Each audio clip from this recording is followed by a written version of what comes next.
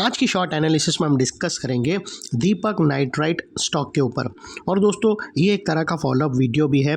आज से महज 3 महीने पहले हमने हमारी चैनल पर ये स्टॉक के ऊपर एक डिटेल एनालिसिस वीडियो डाली थी, जहां पर ये स्टॉक को बॉटम से एक ज़बरदस्त चार्ट पैटर्न के थ्रू प्रेडिक्ट किया था।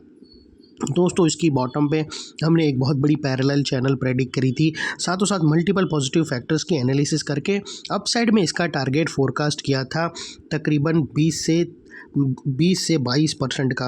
और जैसे हमारे कई स्टॉक के टारगेट हिट होते हैं बाई साइड पे, सेल साइड पे, सिमिलरली दोस्तों बाई साइड का भी हमारा 22% का टारगेट हिट हुआ। और दोस्तों हमारा ये जो टारगेट था वहाँ पर दो बड़ी चीज़ होती है, क्योंकि वो जो अप साइड में बाई साइड का जो टारगेट होता है वो एक्चुअल में एक बहुत बड़ा रेजिस्टेंस भी होता है। और वहाँ से दोस्तों अगर फर्दर ब्रेकआउट करेगा या फिर वहाँ से रिवर्सल देकर स्टॉक डाउन साइड में आएगा, तो यहाँ पर अगर आप देखो तो हमारा वो जो पैरेलल चैनल का जो टारगेट था 22% का अपसाइड में, वो दोस्तों एक स्ट्रॉन्ग रेजिस्टेंस था। यानी वहाँ पर आकर स्टॉक ने एक रिजेक्शन फेस किया और वहाँ से ही रिवर्सल मिला। और उसके बाद जो बुरी तरह से फॉल आया है, और इतना भयानक फॉल आया कि यहाँ पर दोस्तों वीकली टाइम फ्रेम की एक बड़ी पैटर्न ब्रेकडाउन करी है, जिसके तहत दोस्तों आज का जो वीडियो बनाने का पर्पस वो ये है कि ये एक तरह का रेड अलर्ट एनालिसिस है। अगर किसी को ये स्टॉक के अंदर फ्रेश पोजीशन करंट लेवल पे बनाना हो तो वो अपने एडवाइज़र को पूछकर वेट कर लेना, बिकॉज दोस्तों ये स्टॉक के अंदर मल्टीपल नेगेटिव फैक्टर्स ब्रेकडाउन हुए हैं, जिसके तहत ये स्टॉक करंट लेवल से डाउन साइड करेक्शन के लिए रेडी है। लेकिन दोस्तों आप लोगों को क्लियरली बता दूँ, यहाँ पर कोई भी हमारी बाय सेल होल्ड रिकमेंडेशन बिल्कुल भी नहीं है। ये प्योरली एजुकेशन पर्पज से मैं अपना पॉइंट ऑफ व्यू आप लोगों के सामने शेयर कर रहा हूँ।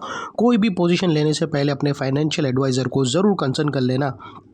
और हाँ फ्रेंड्स, अगर किसी को हमारी वो बैक डेटेड वाली वीडियो देखना हो जिसके अंदर हमने 22 से 23% अपसाइड में जो कैप्चर किया, वो बैक डेटेड वाला वीडियो का लिंक यही वीडियो के डिस्क्रिप्शन में पड़ा है, जाकर आप ज़रूर देख सकते हो। और चलते हैं सीधा चार्ट के तरफ। दोस्तों अगर आप देखो तो ये वो पैरेलल चैनल थी, जो एक बहुत बड़ी पैरेलल चैनल हमने यहाँ पर प्रेडिक्ट करी थी। और दोस्तों इसके ब्रेकआउट होने के बाद ये ज़बरदस्त मूव हमें कैप्चर करने अपसाइड में मिला। और ये जो अपसाइड में हमने कैप्चर किया दोस्तों, ये तकरीबन दोस्तों 22% था। दोस्तों ये जो अपसाइड मूव था वो 22% कैप्चर किया। और दोस्तों ये उसकी नेकलाइन थी और ये हमारा टारगेट था। और दोस्तों जनरली आप लोगों को मैं बोलता हूँ कि ये जो लेवल था दोस्तों एक important make and break level था, ये एक स्ट्रॉन्ग रेजिस्टेंस था। इसके ऊपर अगर निकलता तो एक और बड़ी पैटर्न ब्रेकआउट होती और रिवर्सल भी आना था, तो वहाँ से ही आना था। तो एग्जैक्टली दोस्तों वहाँ रिजेक्शन फेस करके स्टॉक ने एक रिवर्सल दे दिया और यहाँ से दोस्तों एक और बड़ी पैटर्न ब्रेकआउट हुई है वीकली टाइम फ्रेम की, जिसके तहत ये स्टॉक करंट लेवल से और भी डीप डाउन साइड करेक्शन दे सकता है, जिसके ऊपर आज हम की फोकस करेंगे। तो फिलहाल ये पॉजिटिव स्ट्रक्चर का जो हमने अपसाइड मूव निकाला था वो निकाल देता हूँ। और वही लेवल से दोस्तों एग्जैक्टली सेलिंग आई, जहाँ से दोस्तों हमारा टारगेट था। और दोस्तों अगर आप देखो तो ये वो अपर स्लोपिंग पैरेलल चैनल थी, जहाँ से एक ज़बरदस्त अपसाइड मूव हमें देखने मिला स्टॉक के अंदर। और जब तक स्टॉक ये अपर स्लोपिंग पैरेलल चैनल में था, यहाँ पर स्टॉक के अंदर back to back higher highs trigger होते गए। दोस्तों अगर आप देखो तो फर्स्ट हायर राइज यहाँ रजिस्टर्ड हुआ, सेकंड हायर राइज यहाँ पर रजिस्टर्ड हुआ और थर्ड हायर राइज यहाँ लगा।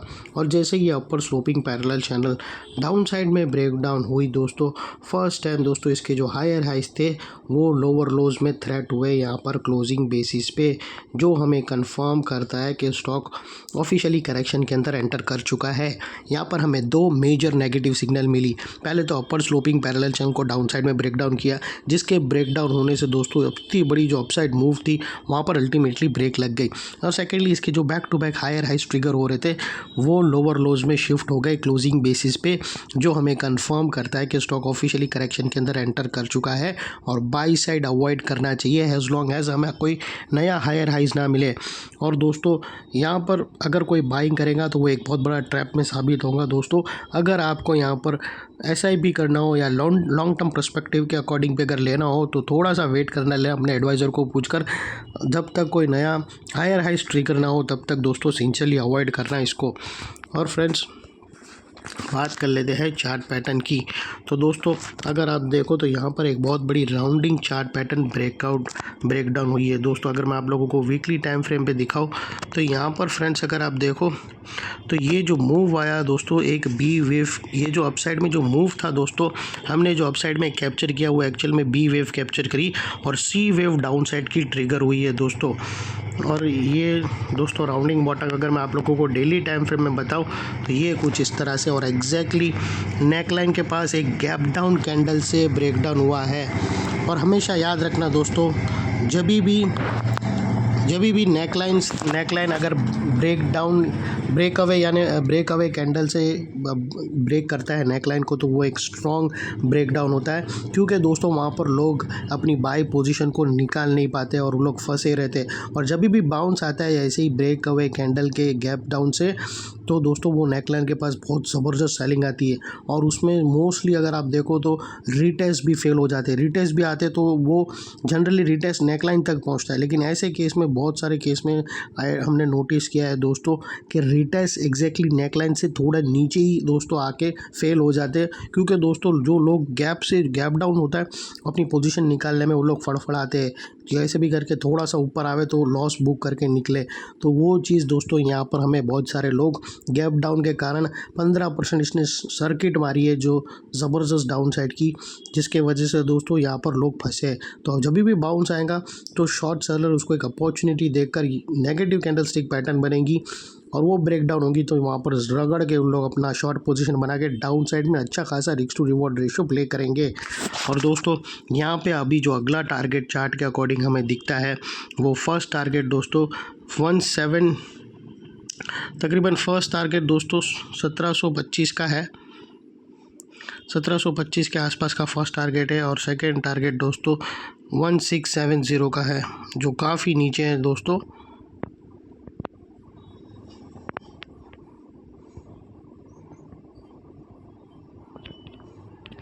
वन 1670 का दो बड़े टारगेट है दोस्तों।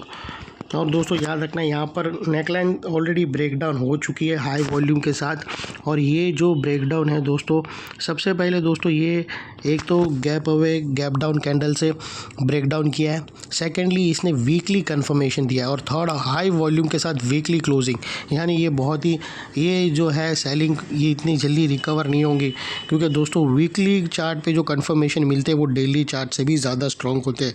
तो यहाँ पर जो नेकलाइन ने ब्रेक करके क्लोजिंग कंफर्मेशन दिया है वो वीकली टाइम फ्रेम का दिया है। और ये जो रेड कैंडल है कोई मेरे जैसा या NSE BSE ने नहीं बनाया, ये दोस्तों हैवी माल यहाँ पर लोग छोड़ के गए हैं, मतलब बेच के निकल गए पागल, उन लोगों का स्टॉप लॉस ट्रिगर हुआ है और यहाँ पर शॉर्ट सेलिंग भी हुई है। तो वो लिहाज से दोस्तों ज़बरदस्त डाउनसाइड आ सकती है, संभाल के रहना ये स्टॉक से। और दोस्तों आप लोगों को बता दूं कि स्टॉप लॉस के अकॉर्डिंग दोस्तों यहाँ पर मल्टीपल ऑप्शन है।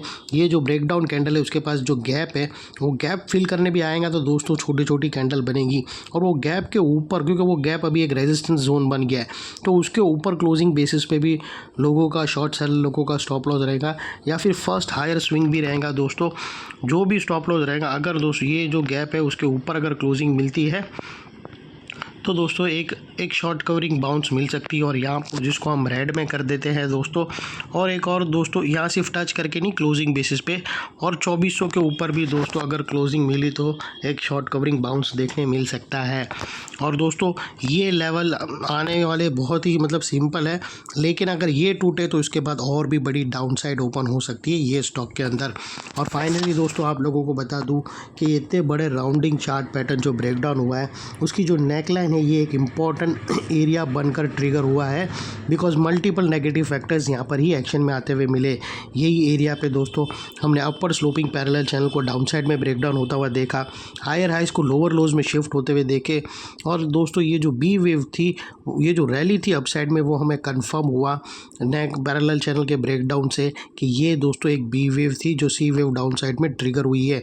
और फाइनली दोस्तों यहाँ पर ही हमें एक बड़ी negative chart pattern with high volume confirmation के साथ राउंडिंग टॉप पैटर्न ब्रेकडाउन होता हुआ मिला है गैप अवे कैंडल के थ्रू। तो वो लिहाज से दोस्तों नेकलाइन का ये एरिया जो अभी तक एक रेजिस्टेंस है, वो अभी तक एक सपोर्ट था, वो अल्टीमेटली स्ट्रॉन्ग रेजिस्टेंस बनकर खड़ा है। और इतने बड़े स्ट्रॉन्ग रेजिस्टेंस के ऊपर शॉर्ट सेलर लोगों का स्टॉप लॉस रहेगा जो आसानी से ट्रिगर नहीं होगा, और अगर ट्रिगर हो जाता है तो हम शॉर्ट कवरिंग बाउंस दे सकते हैं। यहाँ पर दोस्तों हम फर्दर आएंगे। यहाँ पर भी दोस्तों देखो, जैसा आप लोगों ने देखा बाई साइड पे हमारा जो टारगेट था वहाँ से ही रिवर्सल आया, वहाँ से रिवर्सल आ सकता था, या फर्दर अपसाइड ब्रेक होती तो और भी अपसाइड ये स्टॉक जाता। तो सिमिलरली दोस्तों यहाँ पर भी जो टारगेट है ये इंपॉर्टेंट सपोर्ट है, अगर रिवर्सल लेना होगा तो यहाँ से ही लेगा, और अगर ये ब्रेक किया तो यहाँ से और भी नई डाउनसाइड ट्रिगर होंगी दोस्तों, जिसके ऊपर मैं फर्दर रिव्यू दूंगा स्टॉक के ऊपर। और अगर दोस्तों स्टॉप लॉस ट्रिगर होता है तो उसके ऊपर एक बाउंस बनेगा, तो उसके ऊपर भी मैं ज़रूर आप लोगों को ये स्टॉक के ऊपर एक रिव्यू दूंगा। ये थी एनालिसिस फ्रेंड्स। अच्छी लगे तो प्लीज़ चैनल को लाइक शेयर सब्सक्राइब ज़रूर करना। Thank you. जय हिंद।